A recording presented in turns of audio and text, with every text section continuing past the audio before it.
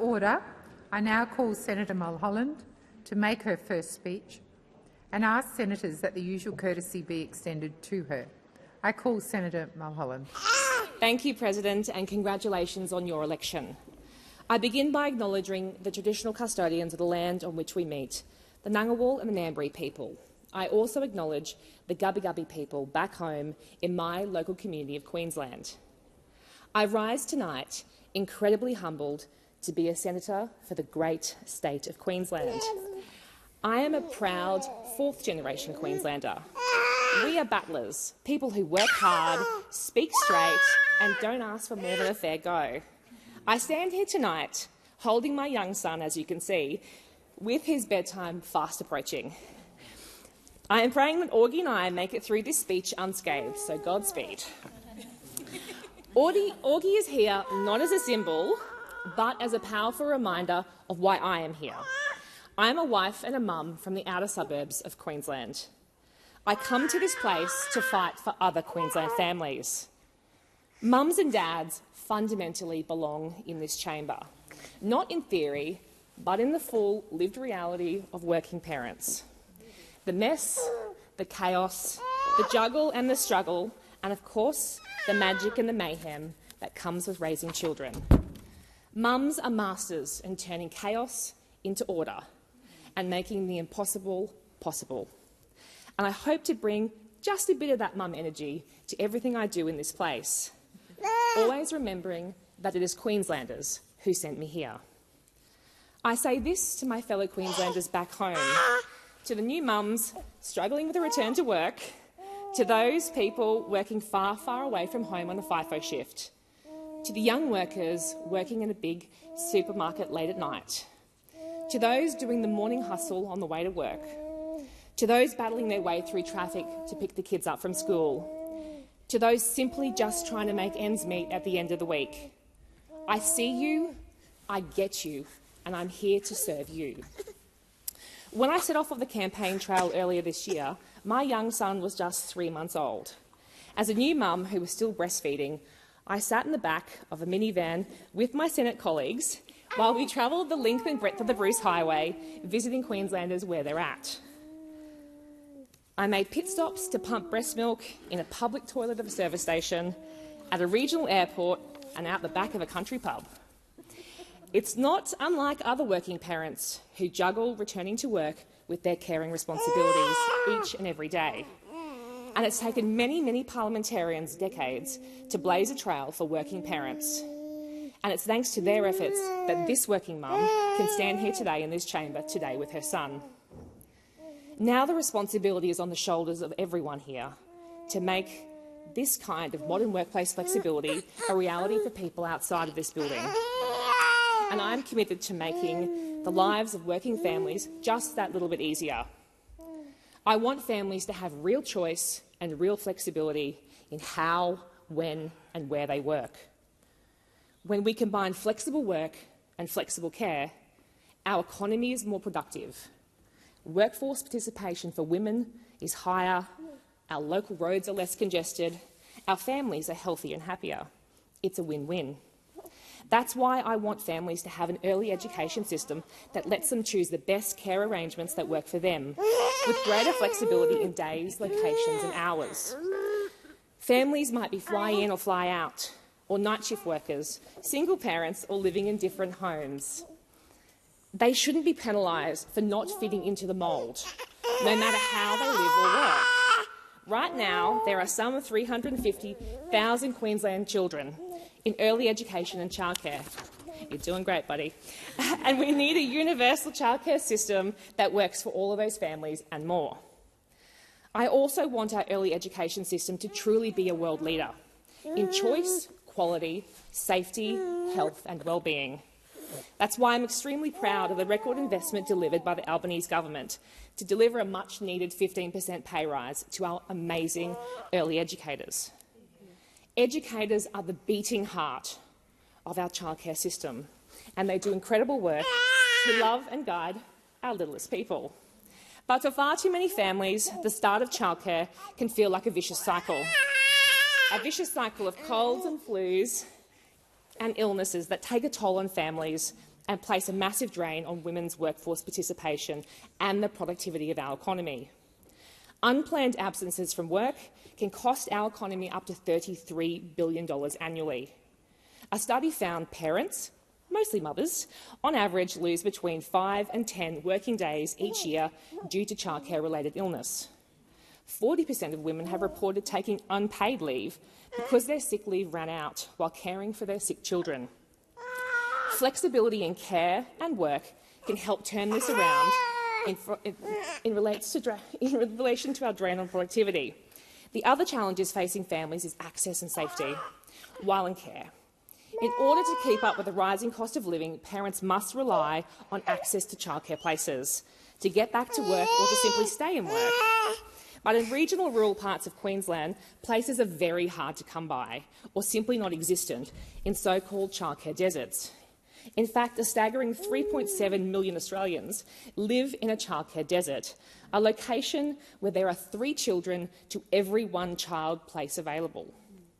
A recent study found thousands of families in Western Queensland are sitting on childcare wait lists for up to 12 months.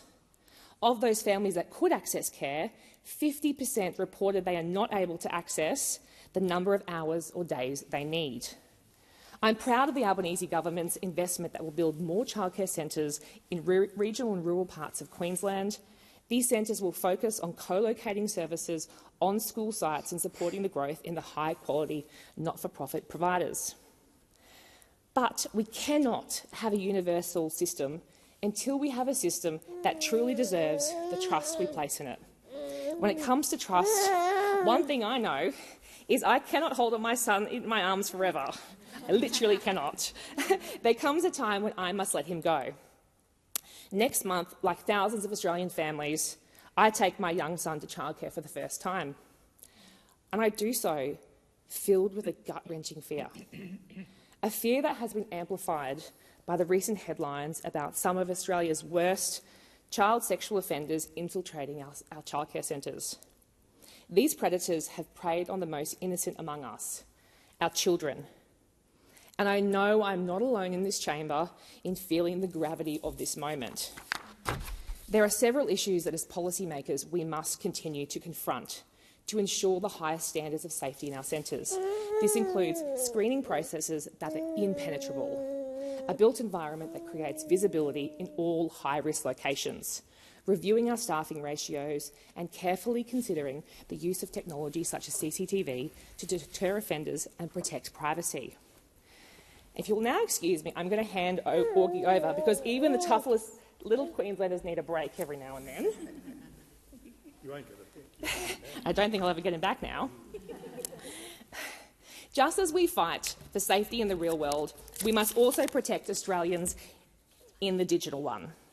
Since COVID, we have seen a meteoric rise in online shopping, now used by more than 80% of Australians.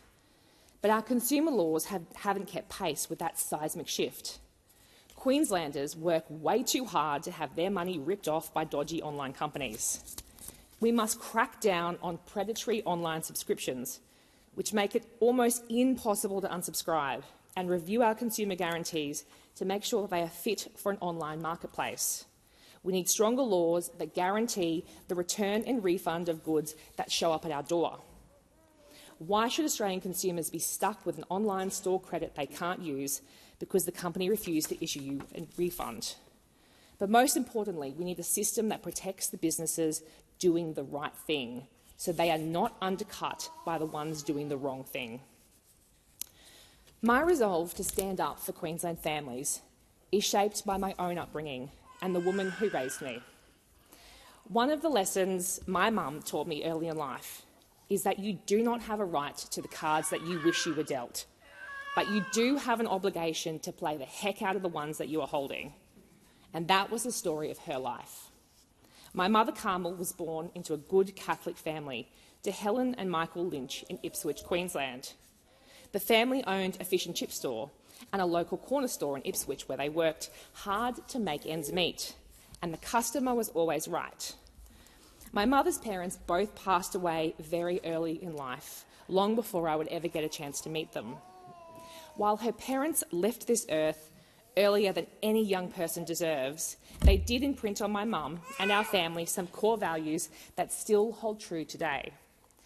They believed in rugby league, the Catholic Church, helping your neighbour and the decency of work.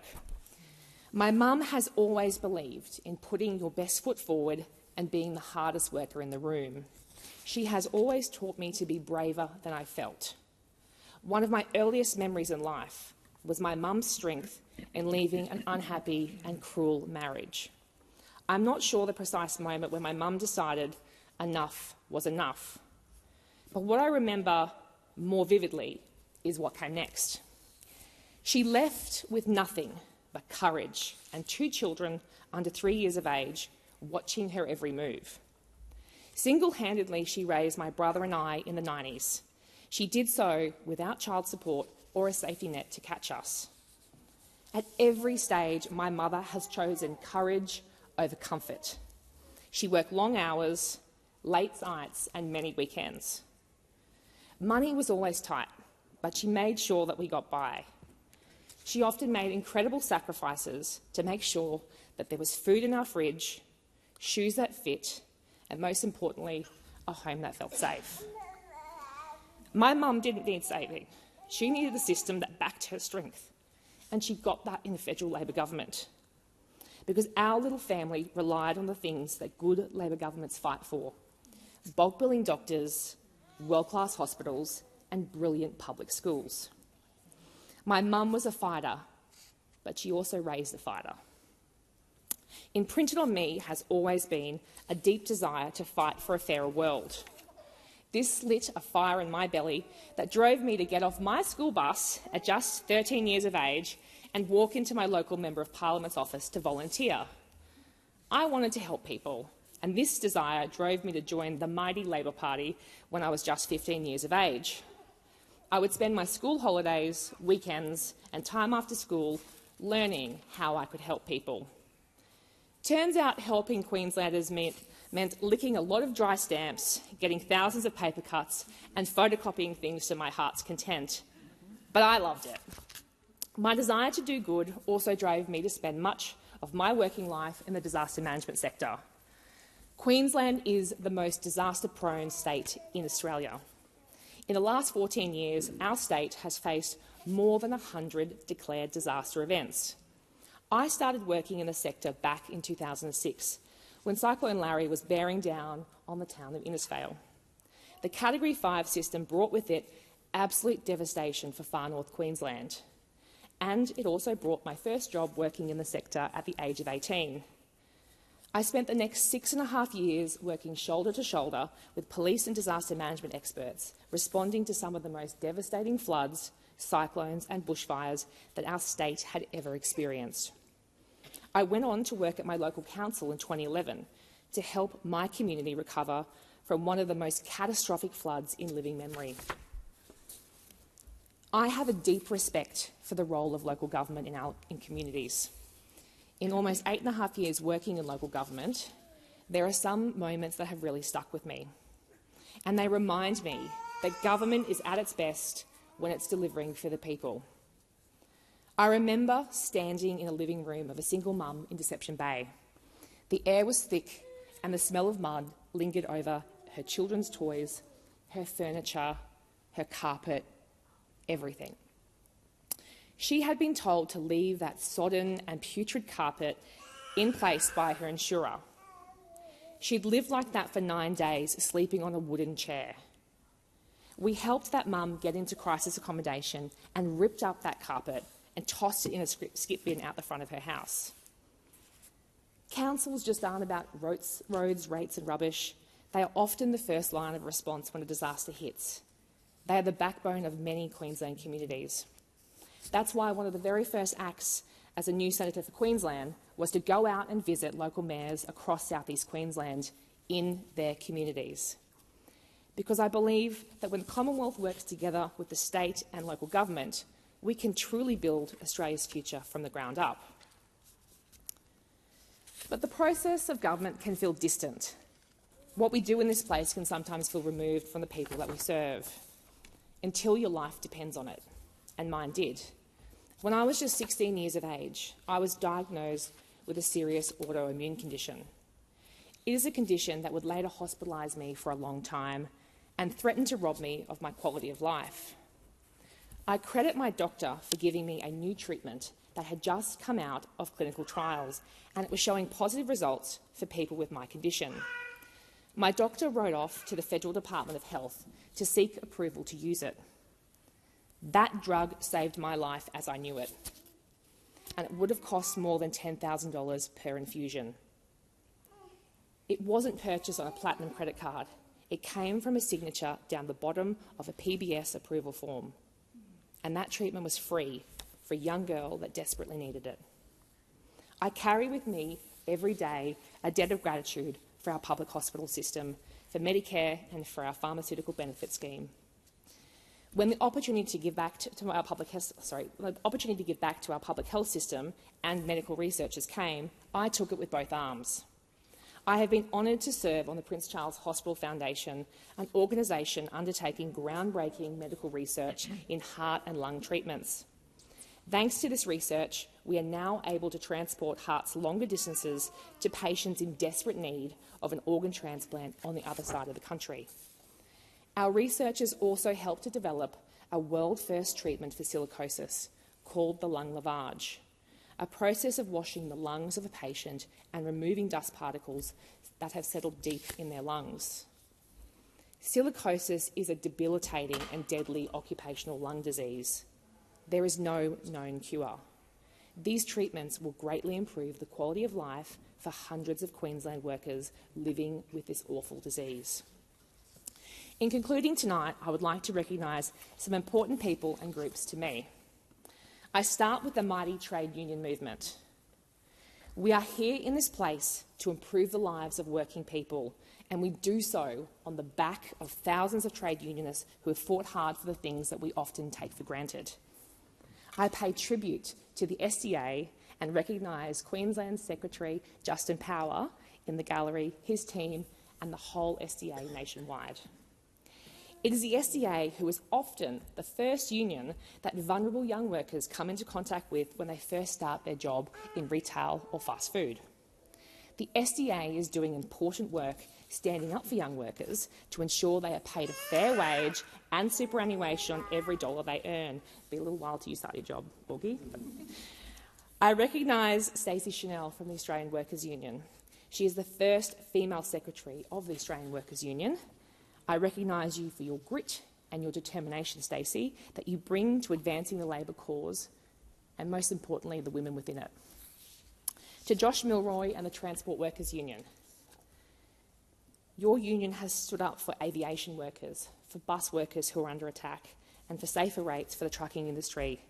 Thank you for the work that your union has done to make our roads and skies safer, and I acknowledge there is still more work to be done. I also recognise former Deputy Prime Minister and Treasurer and our current ALP National President Wayne Swan in the gallery for his guidance, and particularly his intimate working knowledge of Queensland's regional provisional shows and Sunshine Coast surf breaks. But more seriously, through Wayne, I extend my heartfelt gratitude for the thousands of ALP branch members across Queensland. They are decent, good-hearted people who ask nothing of our party but seek only to serve it. We are nothing without our branch members. I recognise my federal colleagues from the House, including Jim Chalmers, Annika Wells, Milton Dick, Shane Newman and Emma Comer. Thank you for all your support, even if what happens in this chamber seems like a little bit of mysterious Senate business to you guys. To my fellow Queensland Labor Senate colleagues, Anthony Chisholm, Murray Watt and Nita Green. Well, we made it through life on the road together in a minivan, and we are all still talking, so that's good. And here is to plenty more Senate road trips where they came from. To my state colleagues Stephen Miles, Cameron Dick and Bart Mellish, your legacy of 50-cent fares has made Queensland a fairer place for all.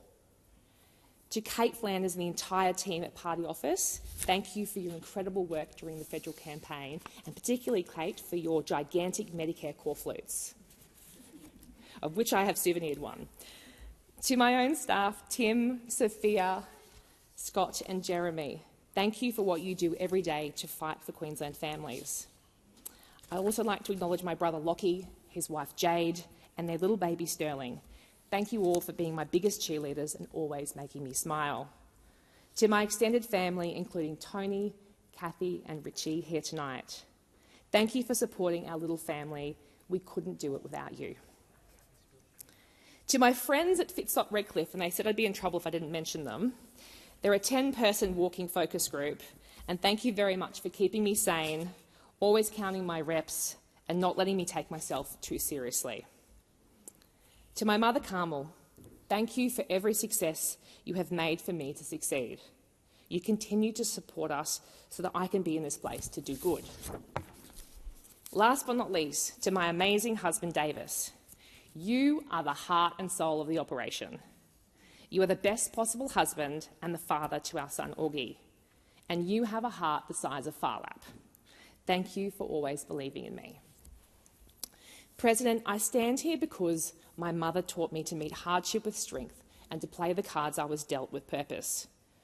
Because a 13-year-old girl walked into her local MP's office believing that public service could change lives. Because I stood in floodwaters with Queenslanders picking up the pieces and have laid in a hospital bed relying on the strength of Medicare and our PBS system. Because I know what government looks like when it works, and I know who pays the price when it doesn't. And one day, my son, hello, will ask me what I did with my time in this place. And I will tell him that I worked hard to make Queensland fairer, safer and more decent. That I honoured the trust placed in me by Queenslanders, and I gave it everything I had. Thank you.